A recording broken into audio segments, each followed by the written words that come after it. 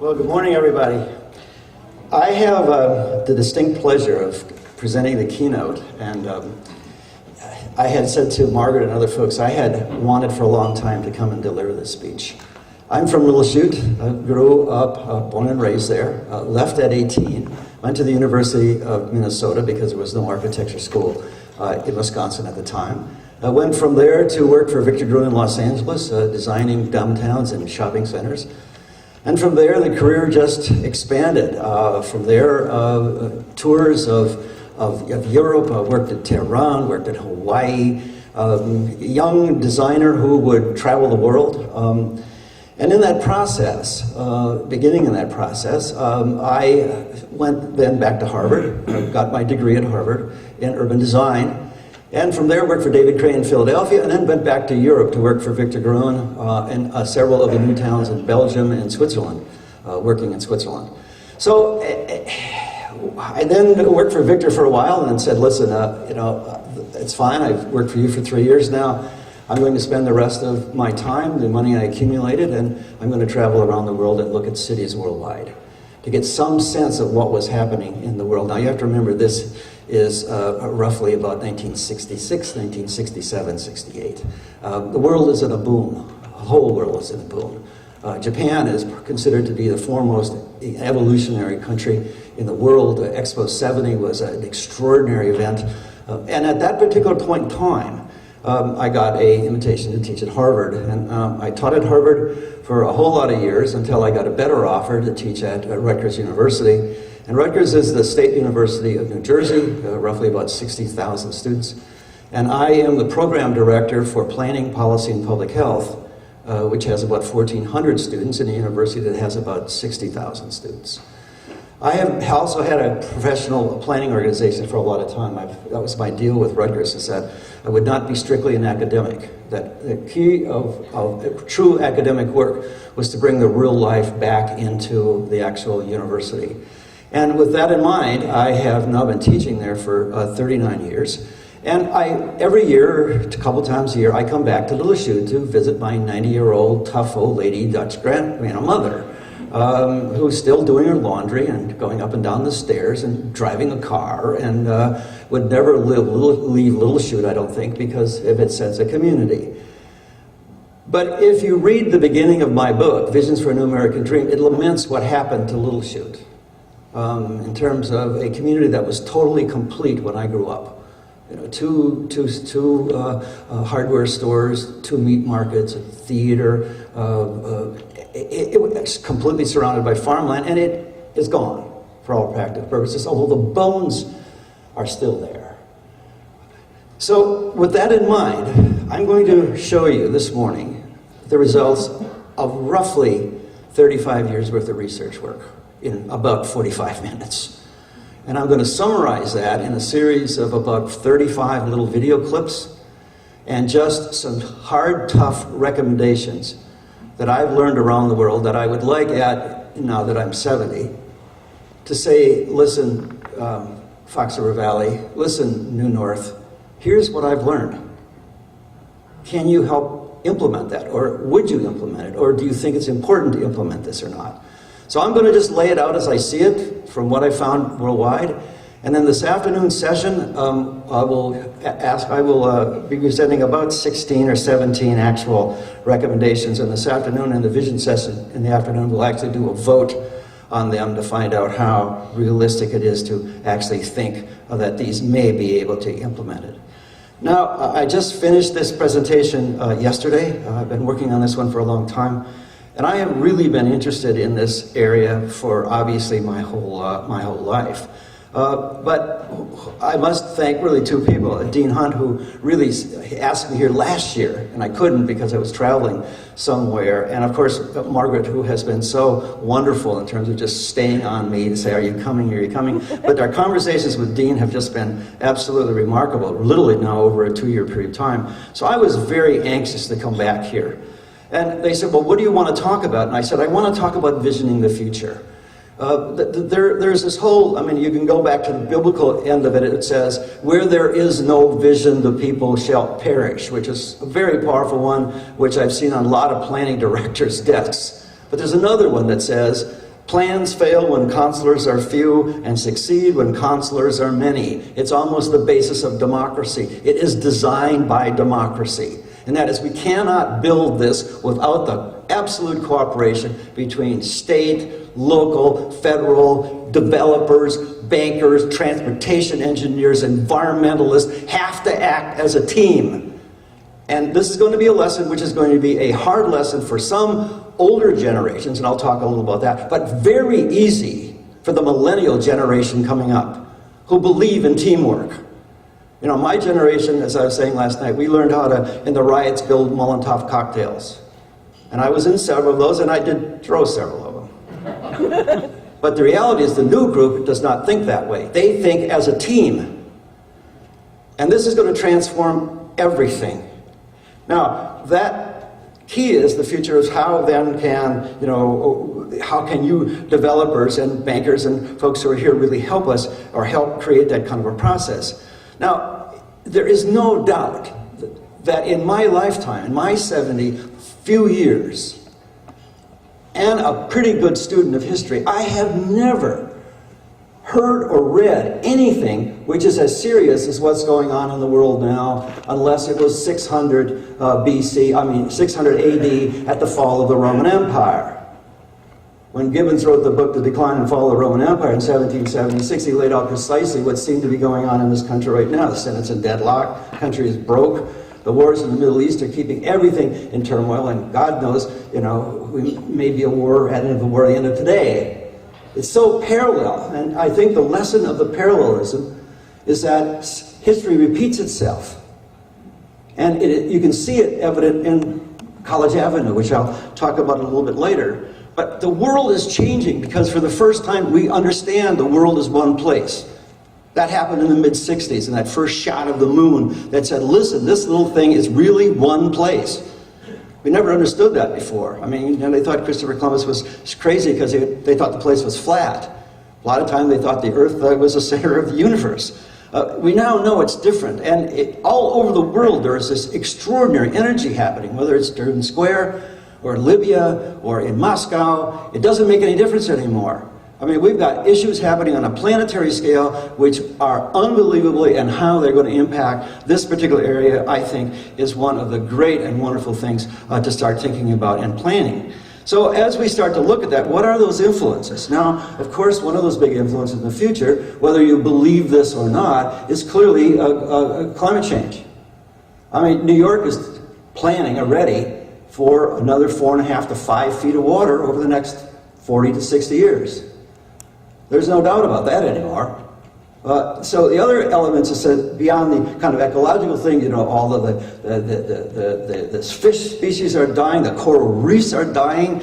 Those are extraordinary issues which are going on. But the big ones, really, in terms of what is local to our local newspapers and world discussion, is money, is what's happening to the financial system. And right now, you know, what's going to happen to Euro, what's going to happen to Greece, and everybody's very nervous about those kinds of things. And of course, the politics are also a very critical issue in this year. But I will say that is all de minimis, literally, to the changes that are going to happen by the generational switch which is about to happen in this country. The baby boomers will no longer be in control by 2020. It will become a whole nother world, and I really want to talk about it. But the question is, how can you profit from it? And I think the profitability here is enormous if the right decisions are made. And particularly, as the mayor indicated a bit earlier, if there's a plan, there's got to be a plan. It's got to be a plan, a consensus plan that you guys agree on, that can make you money, that other people are going to want to buy in.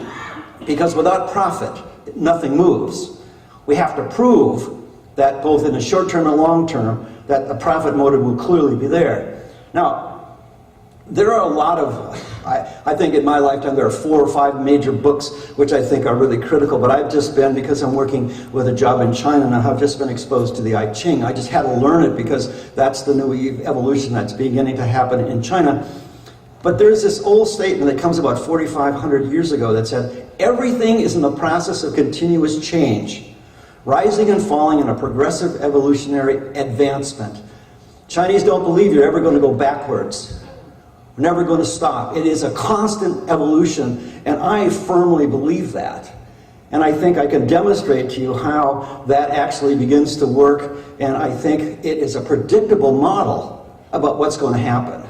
Because this is clearly, if we can put the timelines correct on it, it's very clear that that this evolution is clear. And you can see it here from the original 11 tribes when none of you were here, or your ancestors were here. For thousands of years it existed at that, and then of course it changed and evolved and it grew, and technology came and railroads came. But one of the really big deals, of course, was not only Wisconsin's wood product, but the Fox River Valley's drop in water level that went from here to Green Bay. Tapping water power was a key to the Industrial Revolution. And this area was at the forefront of that because it had those natural resources. And they tapped it right away. Very clear. I'm also, I think, in the evolution of this, it's very clear that innovation in Wisconsin, because of the way you think, is fairly apparent to me. That you will take advantage of these innovations, and of course, the canal systems, and then, looking what happened to Appleton early on. And by the way, I cannot, thank enough the Appleton Public Library, which I spent several days in, just looking at what had happened to this place, how this evolutionary cycle had actually worked for Appleton, and of course all the other little cities that I knew along the way. But here's a fairly good shot when you had one of the first trolleys, which is sitting down there, and the embracing evolution that was part of this. The Edison light, you were one of the first to embrace the light, the electric light, and I thought this one was funny, on the wall, don't worry, it's not going to burn down. And also, you look at 1926, the biggest single thing that changed the character of Wisconsin beyond anything that I know of was the private automobile. It changed everything. And you'll understand that as it grew and changed, the form of the city and the fabric also changed. And if you look at then what the kind of the intermediate evolution, and I always look, and you'll see a little bit later, the apex of the evolution, because it's not a line that goes up and down like like a stock market. It's a spiral, and that's been proven. But here's 1917, downtown Appleton, probably one of the times of its ultimate level of optimization, and you'll see how it went through a down cycle. Trains were a big deal at that point. I mean, I remember my father leaving for World War II. I remember that, the big wheels on the Appleton train station when there was a full train element, but of course that got replaced. It was old-fashioned. Like so many of the other things, it came and went through the cycles. And of course, it always has been, up to, the last few years, really an extraordinary place because it had a strong working class. And, the key of this always was this little diagram, which I like to put up, and said, everybody thought, including the United States government, state of New Jersey, and every place that this line was just going to continue on forever. We just continue to make more money. If you made $100 this year, you'll make $110 next year. And a year after that, you'll make $150, and a year after that, you'll make $400 or what have you. And the curve was meant to go. And we borrowed against it. We borrowed against it 30, 40 years out the line. Well, as you know, it did not happen. The big correction in 2008, which is in some cases, I think, a extraordinarily interesting, both a negative and a positive. It just simply did not go on until September 2008, and all of a sudden, at the bottom, it hit the top. No, it didn't hit the top. It didn't continue to expand for majority of people, but it did continue to expand for a lot of people. But be that as it may, that date, I think, is really important. And this was the first time that I actually saw this happening was when I was there in Wisconsin back here for the Kimberly presentation. And at that particular point, Kimberly had closed the mill. It was either sell it or run it. And to me, somebody who came out of high school and worked in the grinder room at the combined locks mill, those mills were the heart and soul of the community. And I was just shocked that Kimberly-Clark would close. That those people would somehow or another changed. Now, when you think about it, you know, I remember Kamai Mill having miles of stacked up wood. Well, that all disappeared because the wood disappeared. And we used it all, or used the most of it.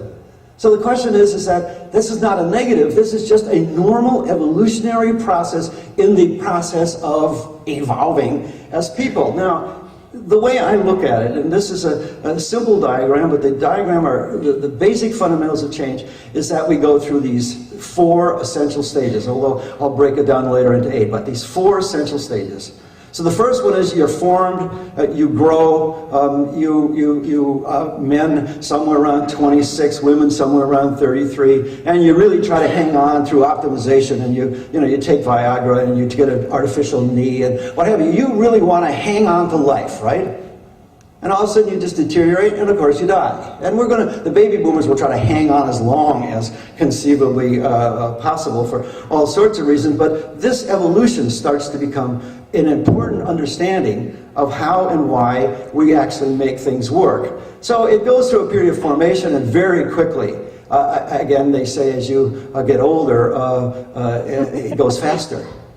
I don't know where January went, quite honestly.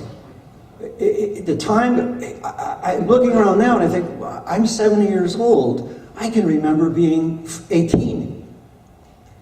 And time goes so fast, although, we look for, what are the profits going to be 6 months from now? Or what are the profits going to be 2 years from now? And in reality, the human being's life goes extremely fast, but the evolution of people is based on this really extraordinary little formula.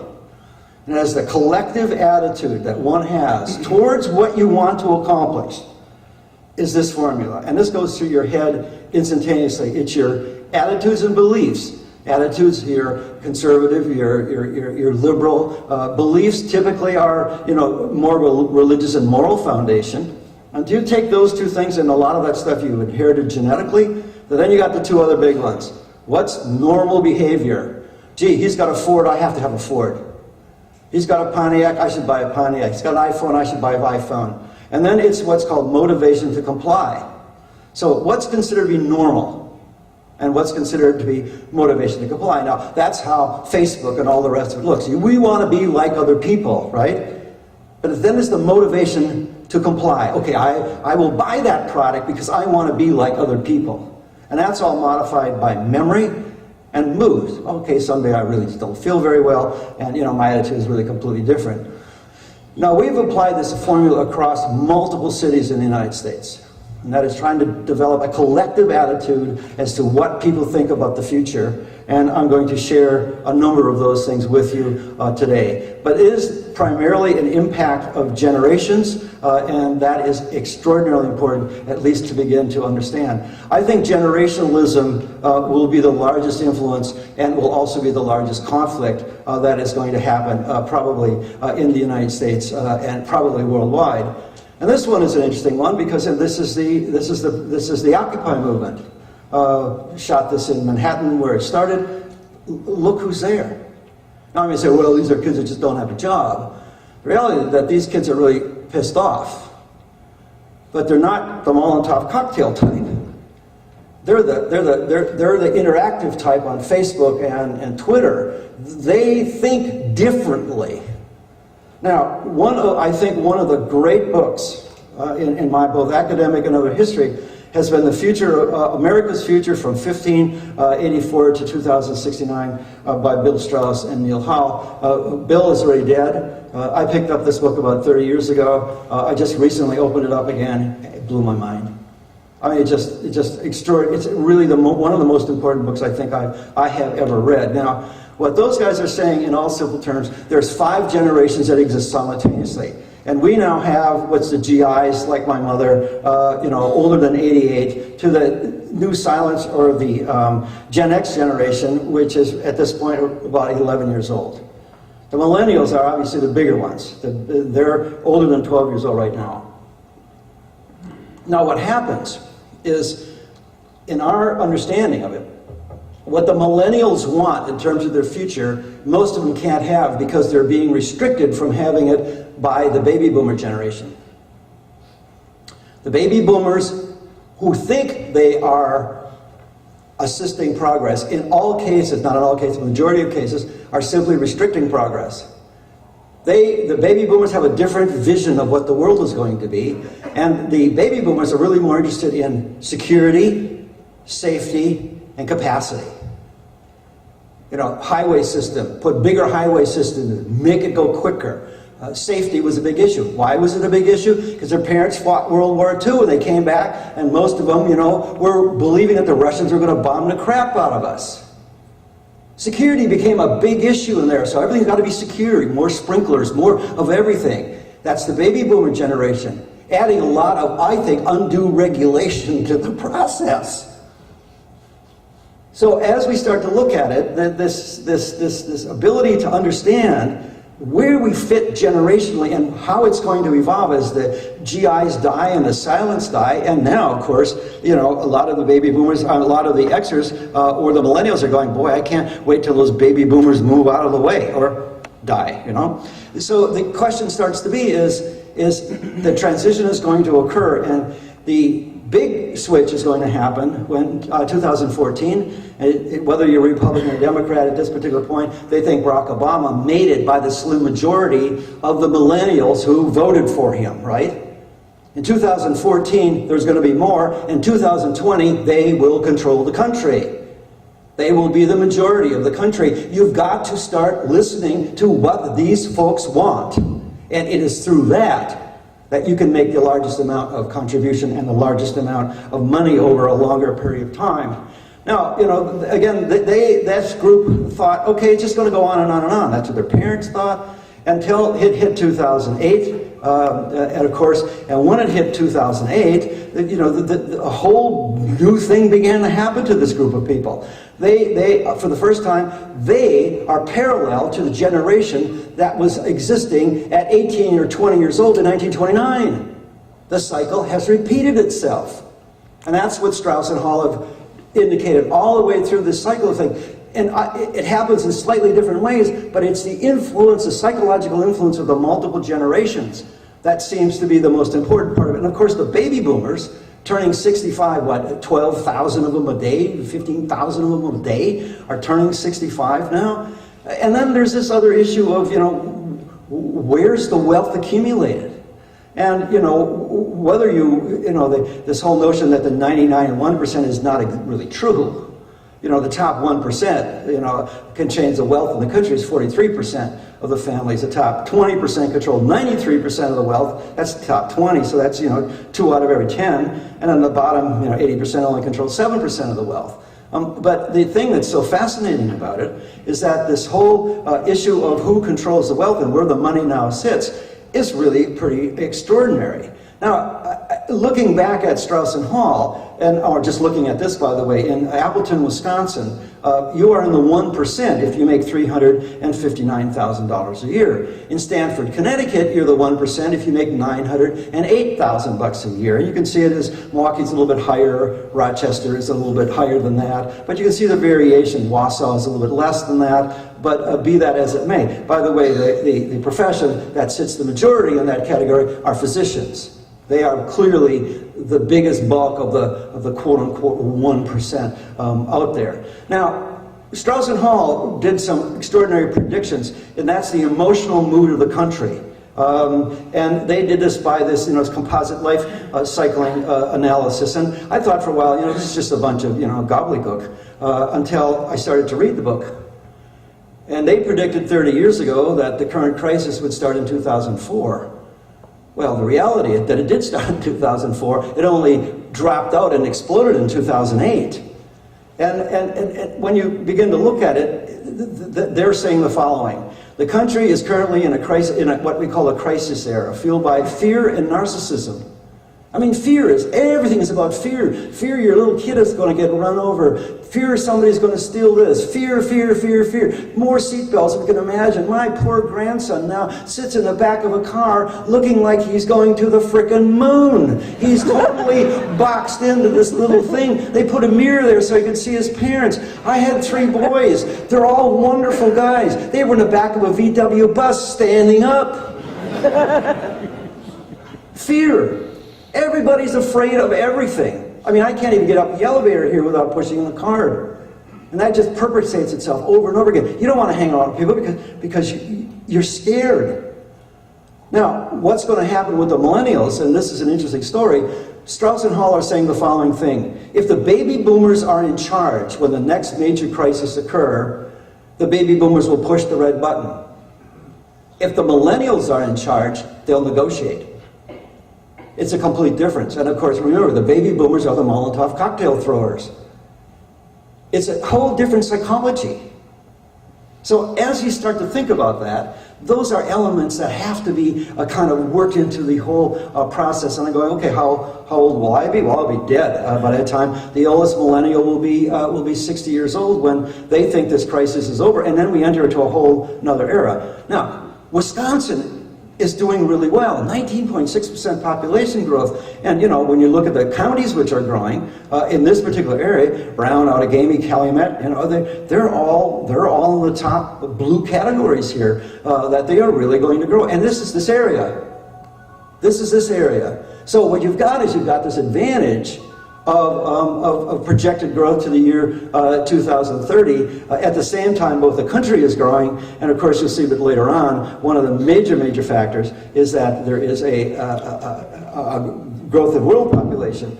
Now, according to the labor statistics of this area, people are living longer. I mean, they're increasingly low birth rates, less kids per family, and also we don't know what's going on, but male sperm counts are dropping rather rapidly, and lots of young ladies can't get pregnant anymore. You're losing your young people, particularly college-educated folks. Increasingly a dispersed population, you're spreading over the landscape. Aging very rapidly, 16 to 17,000 are turning 65 each year, which means that there will be some recycling of jobs. Essentially a slightly lower per capita income, and this is another one, although you were definitely working on it, it's considered a dull place to live. It doesn't have the vibrancy where you see innovative ideas occur. It can make that happen. You can make that happen. But right now, that's an issue. And then there's the lower higher educational attainment, which we could push. But there's something even more important than this one. And this is this whole issue of diabetes and obesity and what have you. 65% of the people in this area are overweight. I mean, nobody's getting out of their cars. You're not exercising. And that process of how you're going to deal with this issue, my son is national director of the National Diabetes Association. They are petrified. And not petrified because Novo Nordisk is not going to do well. They're petrified because they're going to have all this loss in productivity because of people who have diabetes. And so this starts, and this is directly related to overweight. And maybe it's kibasi and cheese and beer, who knows what it is. But the reality is that people are not walking much here. Now, where the human being goes through this kind of cycle, urban morphology doesn't. And this is the most important lesson here. So here's the typical human being, right? You come up, you optimize, you decline, and you simply pass on. And in a simple diagram, the urban morphology doesn't. It goes through these cycles. It is expected that these cities will go through a downturn. It has been history. Appleton was never expected to be what it was, although it could have been. It has to go through an element of decline, and then it goes through an area of redevelopment, and then it optimizes based on technology and growth and different things in terms of what has happened in the past. And you can simply see that by the photographs that are here. It's really pretty self-evident in terms of the optimization. And the optimization, I think, happened somewhere around 1929. Now, this little clip is one that transformed America, and I'm going to just have a look here, because I'm not sure why I'm not getting a sound. Should get a sound on this. Nope. You're doing something and I'm not getting a sound?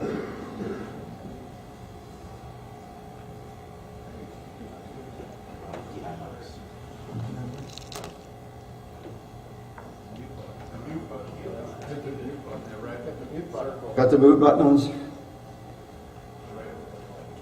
Sorry. Where? This one? Yeah. Oh, good going. Thank you, guys. All right.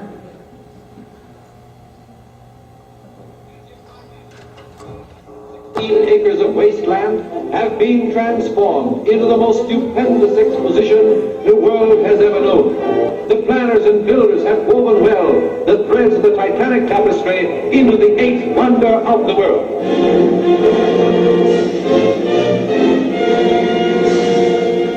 Franklin Roosevelt's opening day speech was covered by every newsreel, but it was also, for the first time, broadcast by the medium of tomorrow. The official theme of the World's Fair was to be Building the World of Tomorrow. And inside that immense globe, only it wasn't a globe, it was a perisphere, was constructed a scale model of a centrally planned city of tomorrow, Democracy, the sort of place where all Americans would soon be living. City planners and functionalist architects believed they knew what the future had to be like and what ordinary Americans had to learn to live successfully in it. They intended to make a working model of tomorrow in Flushing Meadow. The first zone you glimpsed was the transportation zone. There, Ford cars endlessly circled the road of tomorrow. And there, inside the immense General Motors building, the one with the longest lines, was the one exhibit everyone knew about, Futurama. That was what I wanted to see first. I waited for hours on the switchback lines of the General Motors building, inching my way towards the future, thinking about tomorrow.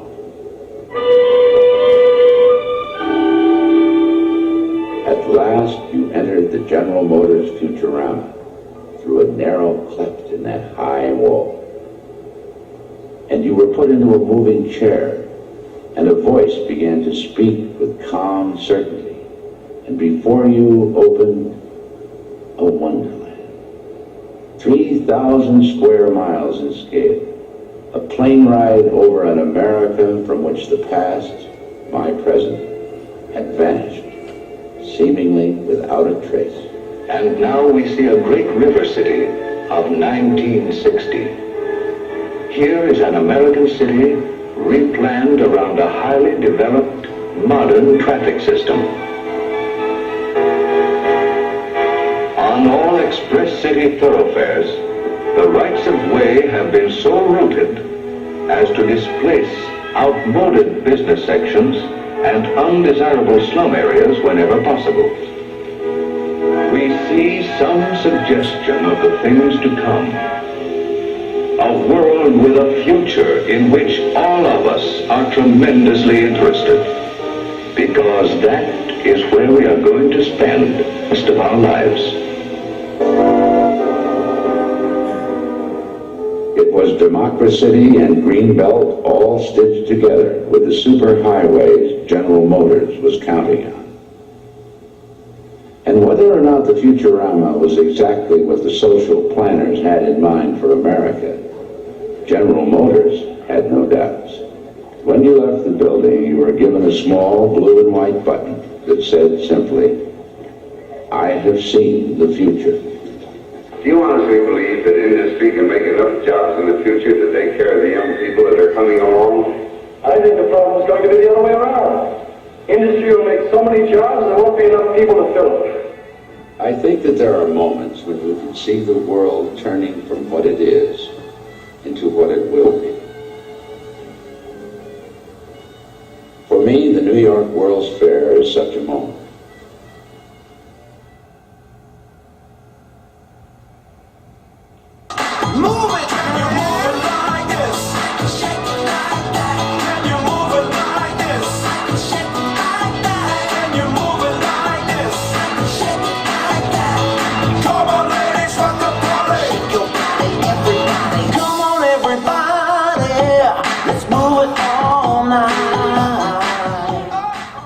That little interlude, that 1939 vision, became America. And that little, you can see it fading out, that little yellow car, most popular selling vehicle in America, has propelled an entire culture into the car-oriented city, place, subdivision, you name it, you got it. And these cities, which were really vibrant at the time, including all of these cities, have turned into arterials. And it's been, you know, the baby boomer issue. I mean, here's my little town in Littleshoot. It's still got all the bones, but don't look very close. I mean, they even tried to do some streetscape work on it, which is really a nice idea. They're trying to build a windmill, which is really a great idea if they can finally get the money to do it, but most of it's for lease or empty. And that's just everywhere. That's Connaught, Kimberley, go down the list. Now, some cities are really coming back, but what happened is it all got sucked out to the periphery. It all sucked out because of that 1939 vision of what America was to become, and it became that. The difficulty is that it's the most inefficient, polluting, totally unsustainable pattern the world has ever created. And so now the question is, okay, we're here, nothing we're going to do about that, but can you talk about a new land use pattern that really starts to make some sense? And when does this innovation begin to occur? And, you know, it begins at meetings like this, it begins with people, but you have to have a perceived need. And what's nice about it is that we can see those needs starting to manifest itself across the country. In dead shopping centers, we can see it in dead little towns. We can also see it in the process of these towns starting to come back. Now, that new vision innovation, I'm thinking, happens kind of at 8 times during this process. And anytime you guys can intervene in this process as long as there's a plan of some form or another. But the majority of the times that we got invited to deal with the towns, whether it was Milwaukee or Orlando, was typically at the bottom end of the decline scale. That once it's in a process of decline, you start to panic, you say, okay, what can we actually begin now to do to start to deal with this thing? So a lot of times innovation can occur at a top level as well, and we think that is really much more exciting if it can possibly happen. And there are all sorts of interesting pieces out there, you know, pieces of work. Bruce Ma's, massive change is talking about how technology can absolutely revolutionize everything. And for me, the big thing was China. And here's the plan for Shanghai. This is in the top, this is one of the biggest, looks like a football field. Every building is planned. They know precisely where everything is going to be put. Already completely done. Not guessing, not hoping, not doing market studies on it. And then, of course, you've got the whole issue of the world population becoming more urbanized. Now, you say, well, how in the world does that begin to affect us? It does, because market supply is going to be a really critical factor. But what we're seeing worldwide is 2.4 billion more people. In 1972, we had 3.8 billion people on the planet. Now we're coming into 9.2 billion people on the planet. Just to deal with the growth, we need 600 million more housing units, and sewer systems, and water supplies, and food. So what we're looking at is this clearly, no doubt, over a period of time. And then we're going to need, particularly, what would hit here, I think, is we're going to need agricultural food production. For instance, the Philippines now is completely out of food. I mean, we're going to start to see that all over the place. How in the world are we going to actually feed it? And it's not going to be through, you know, through genetic modification, which is certainly going to help, and has certainly helped already. But it may be, you know, people taking their 5-acre lot. I'm not sure. But in 1972, we were at 3.8 billion. And at that point, there was a major report called The Limits to Growth. How much can we continue to grow? Now we're seeing people starting to come along with really some remarkable ideas.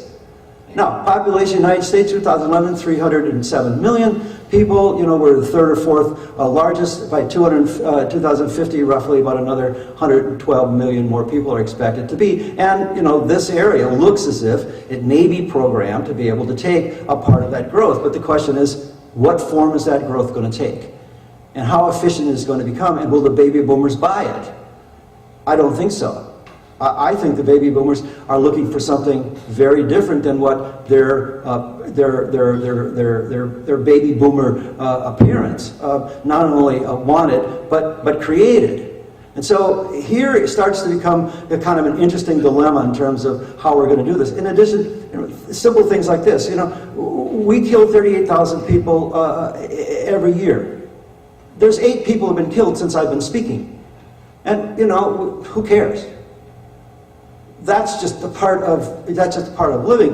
And then we got the whole issue of peak oil, growing electrical needs. New Jersey is now starting to have brownouts for the first time. Everybody's buying generators because the electrical supply is so uneven. And then there's this whole issue of fracking, and everybody's looking at natural gas as being the next major source. And then you start to find out, major pieces of work like the Post-Carbon Reader. It's probably the most significant book published in the last 3 years about how to deal with this issue and what are some of the solutions that have to be as part of it.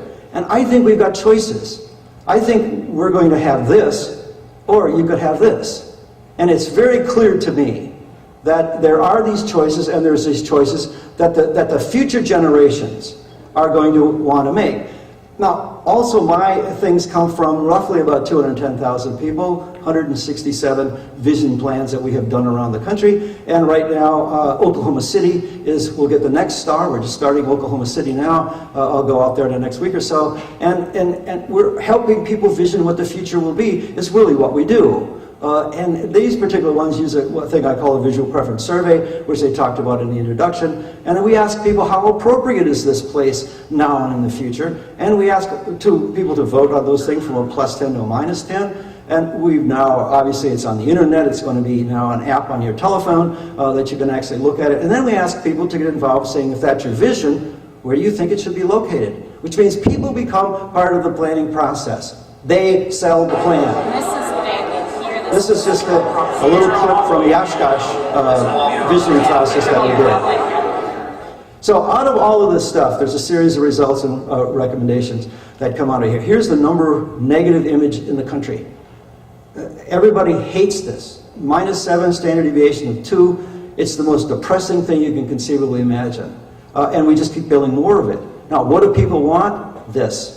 Across the board, every demographic we looked at, including the baby boomers, this is one of the highest rated images. It's not the single family house sitting on a 5-acre piece of land. And that's consistent across the country, which I find really very interesting. So one of the things that we did is said, okay, if you put all of that stuff together, and we're talking about regenerating all these cities, what should these policies be? And number one is that cities should be the premier regional destination for shopping, working, living, and cultural venues. And you can see why Appleton is coming back, because it's starting to have some of it. What it's missing is a significant amount of housing. But those cities who have these combinations are just phenomenally successful. That's where the innovations occur. That's where these people want to be. That's where the activity is. You keep the old buildings, you add new buildings to it. You have very wide sidewalks and places for people can sit. There is as much science in the context of making people walk as there has been making people flow on arterials. So this whole issue of creating these destinations where people can actually, as a destination for folks, starts to become a very important part of this whole process. And these are some of the plans that we did for some of these new neighborhoods. The second one is rehabilitate and redevelop a city and regional centers first. And this has come primarily from one of the plans we did in Midtown Atlanta. Here's the buildings that they wanted to keep, and here are the 65,000 more housing units they wanted, and the 8 million more square feet of non-residential use for Midtown Atlanta. And if you've been to Midtown Atlanta, it's phenomenally successful. It came out of a vision saying, how much do we want? I mean, and you can see Milwaukee. Every dark orange on here, when we did the vision plan for Milwaukee, is an infill opportunity. And a good percentage of that happened in Milwaukee. It's just extraordinary. I drive through Milwaukee, and the other day, coming up yesterday, I drove through Oshkosh to see, wow, they really progressed there since I last was there. But what happened in these places, you got to show people what it can be. People, most people can't read a plan, so it's got to be a visual representation of what actually can be. And infill starts to become a very, very important part of this process, that all of these available pieces of land all can be infilled. New Square we just created in Princeton out of that visioning process. First public square in town, mixed-use parking structures that don't quite look like parking structures. Policy 3 is redesign centers to be as pedestrian-oriented as possible. People walking are the key to future success of urban areas and innovation. The more you can get people to walk, the better off it's going to be. And don't tell me because it's cold in Wisconsin, don't people walk. We did all the research between summer and winter in most European cities, and the majority of, there's more activity in the wintertime than the summertime. This one, I'll just stop there for a second. This is Faneuil Hall Marketplace in Boston. Beat all the ideas. No more shopping centers, don't cover it, don't air condition it, have people walk, sit outside, roll down garage doors. It is the highest grossing shopping center in the United States. And it's all open. So this whole notion of the enclosed malls, I mean, I worked in a lot of malls with Victor Gruen, if they're still successful, it's amazing. All over the world, they're taking the cars out. It's becoming pedestrian, and people are just flocking to these places. And of course, all of Asia is full of it. South America is full of it. All my research in South America, every major South American city is now becoming completely walkable and bicycle. Now, here's just a bit of a film clip that we put together in a couple of these places on the kind of the pedestrianization of what it means, and of course, what we found from all these workshops we've done, what people want literally already exists someplace. I mean, the most livable supposed city in the United States is Zurich, Switzerland. Streetcars are right in the middle of downtown. Curitiba, Brazil, totally transformed in 25 years. Totally transformed in 25 years. Unbelievable what happened when they started to just limit the cars to certain areas and began to move areas in terms of walkability of the downtown. Freiburg, Germany, considered to be the greenest city in the world at this particular point, although Shanghai is really trying to compete with that. And here's your downtown. This one, of course, Barcelona. Everybody's known the Rambla for lots of years. People just go there. And you go, does it work in the wintertime? Here's Madrid, Spain, in the middle of a snowstorm. Unbelievable. And again, our research indicates the colder it is in some cases, the more people we see walking on the streets. It's not a matter of the space, it is a matter of the clothes and the activities in the streets themselves. Here's a neighborhood center in Brussels. This is just amazing to me. Here's a typical neighborhood center. They just restricted cars from certain areas. You see people just automatically took over the streets. And you got some old guys, and you got all this wonderful, stuff that starts to happen on these streets. People just love these places. They just love these places. You can get people to do that. It's a cool thing. This is one of the plans that we did very early on for Harvard Square in Cambridge. Too has become complete pedestrian. By the way, that was so successful now, after 38 years, we have to redo it because it's worn out. The bricks are worn out. Or Ben Thompson's place in New York City on Pier 6. I mean, and now, unbelievable. They've taken traffic off of Broadway in New York City. Jeanette Sadiq-Khan, one woman, bought 5,000 lawn chairs and set them in the square, and they are immediately sat on. Absolutely amazing what is starting to happen with these places, and the businesses are doing better. No question about that. Policy 4, you got to integrate parks and green space into the plan. The worst mistake municipalities make is to cut the funding off for the parks. The parks and the trees are the single most important thing, and we've proved that on a national random sample poll of Americans across the board. It was the #1 priority. Make your downtowns, make your cities green. And whether it's parks, open space, the walkway in Milwaukee, it really doesn't really make any difference as long as there's a notion of availability of green that is close to people. Integrate parks, plazas, and open spaces. Don't stick them someplace else that you have to have a car in it to get to it. Integrate them as part of the plan. And every city that we have gone to, this is what makes the value of these places extraordinarily high, including, for instance, this one in Overland Park, which is our proposal for a market square in the downtown area. After a while, the formulation becomes clear. At a bigger scale, not related to you, is the one that we're doing for Journal Square now, where this is literally on top of an old railroad line. That is, we're decking over a complete railroad line and connecting a greenway, which will start at the top of the hill and go all the way down to the Hudson River. People are really excited about this. This fact that you can now have green buildings, stuff growing on the sides of buildings, act as shade. And some of these new buildings that you've tested, they go off the top of the chart. People think they're so cool. This is the Chicago City Hall roof. Green roofs everywhere. You put green roofs everywhere, you plant street trees, you make it a continuous green environment, and people will thrive in it. You're going, well, it's just too expensive. Well, it's not. The value that it pays back seems to be really extraordinary across the board. Portland, booming town now, integrating natural areas and really getting rid of these old kind of drainage area and converting these back to water gardens, much more reasonably safe. The worst thing you can ever do is expose an open parking lot. Just landscape it. Just create a blocking view of the cars if you can possibly can. Policy 5 is balanced multimodal transit. And this is going to be a fairly tough one, but you got to talk about every city having ability for bikes, buses, transit, and I start first with people power.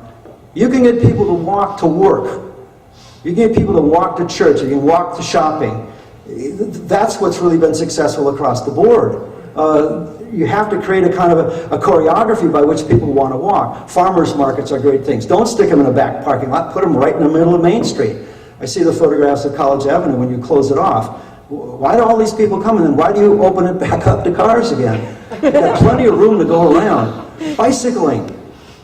This was Manhattan's first experiment with bicycles. I had no idea where all these bicycles came from in Manhattan. Now they got bicycle paths, they're now on their 600 mile of bicycle paths in the city of New York. Every city that I know of in the world is moving towards the bicycle. Not because, you can't afford it, it's because it's the coolest thing to do these days. Plus, it's super good for you, and secondly, of course, it's phenomenal for the environment. And if you put a bicycle lane in, like put 2 bicycle lanes on College Avenue on both sides and a trolley line down the middle, Main Street or College Avenue will even do better. Bike rental facilities worldwide now. Parisian people riding a bicycle is something I thought I would never see in my life. They got now 8,000, 9,000 bicycles. All forms of transit, whether it's little collector buses or bigger buses, but the big deals, the big money makers have been the light rail systems. People are dumb. They want to see a rail. They understand rails, go up and come back. But the coolest things now, I think, are the narrow gauge ones, the Europeans. They're only 3 feet wide as opposed to the American 4 foot, 8 foot wide. And instead of costing $80 million a mile, they cost roughly about $19 million a mile. I kept thinking if it went from Lawrence out to the shopping centers and back, you could tie the 2 ends of Main Street together for the first time and so do something really incredible. By the way, I remember the streetcars as a kid at Little Chute a long time ago. And every project, developers' first question to me is, does it have a transit stop and can I build it? Because if you can build it, then we're talking about a minimum density of 6 stories high. No more 1 and 2 story buildings anymore. 6 stories, minimum. 4 over 1 or 5 stories, 1 story concrete, 3 stories wood above it, seems to be the optimum mode as the units are starting to become smaller and smaller. Bus rapid transit systems. This is a bus. This is not a transit system. It has a priority over the signalization part of it, and that's what we proposed for Overland Park in the plan we did for Overland Park. It got the first Tiger grant. Now they're going to start out with buses, but inevitably it's going to become a bus rapid transit on its own line, not standing behind other cars waiting. And it transforms everything. These old abandoned gas stations are now slowly in the process of all being transformed. What it is, it's a catalytic thing. One thing then generates another. Now, again, I go back and do these kind of basic research, and you look at, well, here's Freiburg again, which, I heard so much about Freiburg, Germany, and the Germans are so advanced at this level, but so are the Swedes, and so are the Danish, and so up the line, that whole Scandinavian end up there. But this is Germany, and Germany is really amazing to me. This is their newest suburb. This is where the transit line extends out to the suburbs, 6 stories, 5 stories, 6 stories high, green roofs, lots of open space, interior markets. That is like instantaneously full, just instantaneously full. It's not a question of the marketing anymore. And there's all sorts of other really cool transportation devices that we now see in terms of rental cars and on-demand transit and what have you that can actually happen. But the keyest, I think, to this thing is the billing typology, and then the ability to create these kind of what I'll call healthy, safe lifestyles. And there's all sorts of issues about getting a house, getting a job within 5 minutes of your walking distance. No more industrial or office parks stuck where you have to have 5 cars per 1,000. I know that's what you probably think is right. The reality of the new future does not want that. Wants that right here. Mixed-use buildings. Why does a unit have to be just residential? Why can't it be housing and residential mixed together? Why do we have these old Euclidean zones anymore? This is the plan we just finished for Austin, Texas. Same thing, they're looking for these nodes of development. So this possible potential is this potential. This is what they see it happening in the future.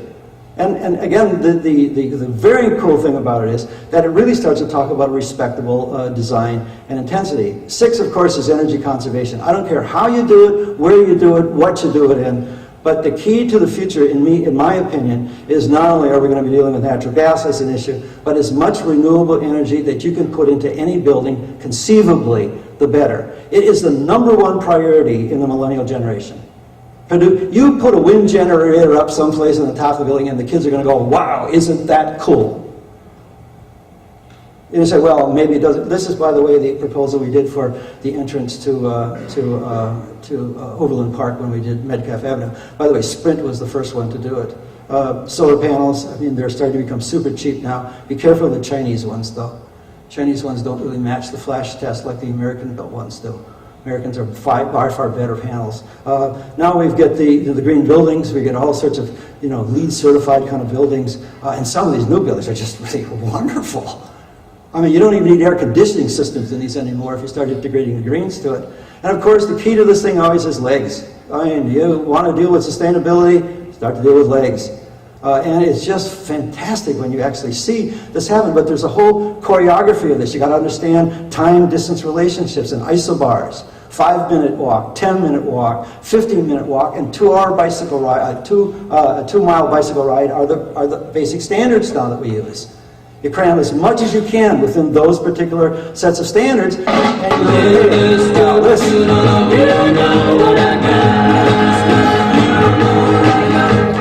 I'm not bragging, babe, so don't put me down. But I've got the fastest set of wheels in town. When something comes up to me, he don't even try. 'Cause if there had a set of wings, man, I know she would fly. She's my little escape. You don't know what. Now, we all knew that song. 1956 was the hottest years ever for cars. We all bought them, thought they were incredible, kept buying and buying and buying and buying. This year, General Motors is at the top of the pile again.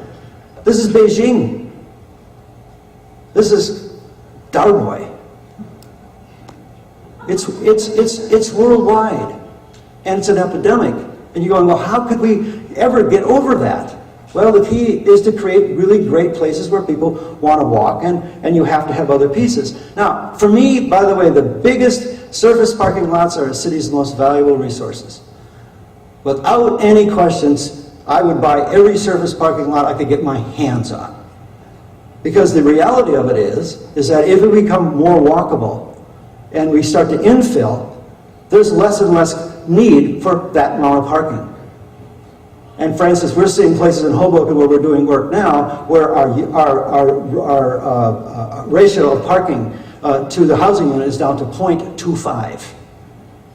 In most places, we just did a project for Houston, Texas, we had to have 3 cars per unit. Imagine the development cost of that. It totally ate us alive to build all that parking when we could have had it in other ways. And of course, there's different methods to do it. We're always saying you can have the parking, pull the parking out of the downtown areas and make people walk into it, or make people use a transit system to get into it, like we see in the German towns and most of the towns that we've seen worldwide who are saying, okay, we still got to have the car. But the reality is the land is too valuable. Look at here, narrowing the streets and opening up the sidewalks. Big time. I mean, College Avenue could expand. If you left the parking the same, you could put bike lanes on both sides, and I said, and put a streetcar down the middle, and you'd still have plenty of room. The plan for Milwaukee, which I'm very, very proud of in terms of what's happened to Milwaukee, is just pretty extraordinary. Now, let me run through the conclusions and recommendations for you. One, I think you got to generate a vision and a policy for this region. This is too important a region not to have an overall plan. It needs that intercooperation between the various municipalities and counties to be able to pull it off. I think that's really critical. And you have to find out where your development opportunities are within the context of the existing urban fabric.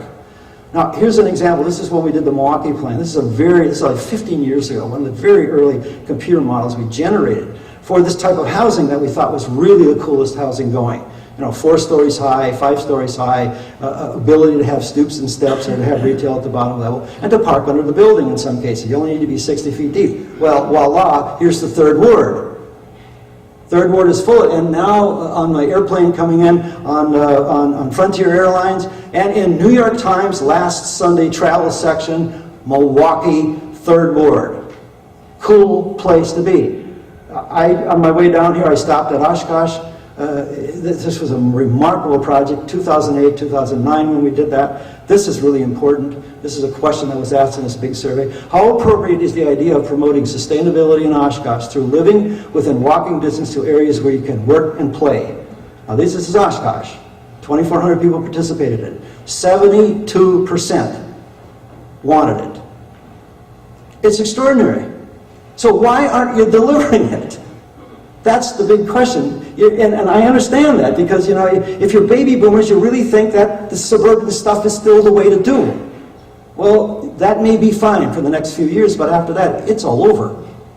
Now, that notion of mix and multiple use walkable cities, towns, and villages, it can happen in Littleshoot, it can happen in Kimberly, it can happen in Oshkosh, by the way. I thought this was interesting in Oshkosh. When we said, okay, Oshkosh is going to grow by 30,000 more people. Hopefully it grows. And here's the little dots and tell us, where do you think growth should go? 2,400 people, right? Look at where the dots are clustered. Notice there's nothing along Highway 41. It's all clustered around the old downtown. Now, this is not us telling people to do it. This is their intuitive response as to what's right. How are our markets missing this? And I'm saying to you guys, this is an extraordinary, absolutely extraordinary opportunity. As the baby boomers get older and want to live closer, and the millennials want to live where there's lots of action.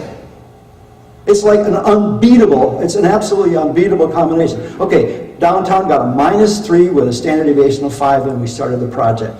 This was the vision that we put forth for it. It got a 5, I believe, with a standard deviation of 5. Now, it didn't quite get the bike pass, because we still don't put bike paths in Wisconsin, it seems to me. Maybe Madison, Milwaukee has them. Now, this one is going to be really radical to you guys, I would suspect, maybe not. Maintain rural land for agriculture and food production. Curtail all development on rural lands unless it forms its own agricultural hamlet or self-contained village. No more development on rural lands. No more. Stop it. We don't need it. We don't want it. At least the majority of the country doesn't want it. This was the number 2 priority in the national poll that we did. Maintain rural undeveloped land as rural areas that preserve environmentally sensitive land. This is the most scientific poll I've ever conducted across the entire United States. So what happens is you've now got all this investment in land you own, and I know several guys that graduated from high school who have now become millionaires because they sold the family farms. And that was perfectly understandable at the time. But the question is that something that we can see repeated? And if you can't adapt to that, what starts to happen in this area in terms of its projection? Now, there are lots of thoughts about how to do this. I mean, this notion of food production areas around existing farm areas is just growing by leaps and bounds around the country. And we're seeing this at my graduate students at Rutgers, and that is you build on 15% of the land, and the remaining 85% of the land has to remain in food production, not what's left over because you can't build on it. And they say, well, who's going to farm that? Well, we have young farmers now standing in line wanting to do this stuff for organic products and what have you. And it's not just the Hispanic folks that are coming in and doing it. It's people from agricultural colleges and what have you who now say, listen, food production can be tied to production of canning, can be tied to production of farmers markets, et cetera, et cetera. Now, new towns, I've done 4 of those in my career. This is one of them. It's phenomenally successful. And we got the density by transferring development rights, which was we bought rights from farmers and transferred it all to this town. And one of the keys is this is what it looks like. This was shot last summer, late last summer. And you just get a sense of this completely sold out. We can't build this stuff fast enough. But what it is, it's a complete town. And notice you got big single-family houses, but you notice you don't see any garages. Washington Town Center, latest neighborhood. Open space and park. Now, what happens is, there's very short front yards. It's all focused in these community parks in the center of the community itself. And all of the parking are in the old-fashioned, what you guys call alleys in the back. It's just remarkable what that does when you turn the house around and you actually create a sense of community as opposed to being, you know, the car being the most important part of the actual plan itself. Now, that came from the Visions book. Vision book was a big deal for me. It's still selling unbelievably. It's still a hot seller, but it just laid out how to do that. And then, of course, you know, when I was first published in Newsweek, is How to Save the Suburbs, and that's like, you know, 15 or so years ago now. That's when it really became important. But for you guys, there's a couple of things that are also critical nationally. And that is, the United States is going to grow, and you are one of the 11 mega regions. The rest of it we're going to turn into the Buffalo Commons. There's nothing going to happen out there, but you can see where you guys are relative to these mega regions. You are part of the Great Lakes mega region. Minneapolis and them kind of got their own thing going out there, but what I think is then critical to this is that you've got to think about this thing globally and act regionally, I think. You got to promote healthy living and eating. You know, the New North will be a very healthy place. The New North will have a quality of life which is less expensive and more efficient. I was always amazed when I recently was in Oklahoma City, and you get a haircut for $4. I mean, why wouldn't you go to Oklahoma City and live? I mean, if you want to live with that heat. But the reality of it is they are selling that place on its ability to live cheaply and live well. And that's really a pretty neat thing unto itself. Affordable, interesting, sustainable places for young people to live. You know, interesting, sustainable, right? Promote a range of jobs that capitalize on Wisconsin's assets, and I think Wisconsin's got a huge round of assets. Regional cooperation, intergovernmental agreements, obviously got to be part of it. A proportional balance of housing to retail. I think you're way over-retailed here. Way over-retailed. And of course, I think there has to be some kind of a municipal balance with regional oversight and marketing, and I think the New North is beginning to do that. You got to expand education, you got to promote local agriculture, and you got to promote exports, both at the mega regional and the global scale, begin to be able to achieve those things that you guys are looking for. Now, that fundamentals have changed. As you see it, as growth, optimization, decline, and redevelopment. I don't think there's any place I know in the United States that has more potential than this group has. I mean, just a change of attitude, I think you could transform everything here, because you got all the bones are here, all the land is here, all the talent is here. And I think that there's just multiple opportunities for that to begin to happen. And this kind of that new north, that northeastern Wisconsin thing, I think is really something that you guys can be very proud of in terms of how it's evolving. But it's got to evolve faster with a new vision. So good luck, and of course good fortune on this, because it's the whole key of this thing is to make money. And for those of you who will be attending this afternoon, I'll take these policies and we're going to go through a rather rigorous little test to find out what if you think I'm just bullshitting you, or do you actually think that some of these things actually have value to think about implementing. But good luck with this, because I think, you know, as my heritage, it comes from this area, will always be from this area. It's very important that this new step be done right. Because this place must grow and prosper. Thank you guys very much.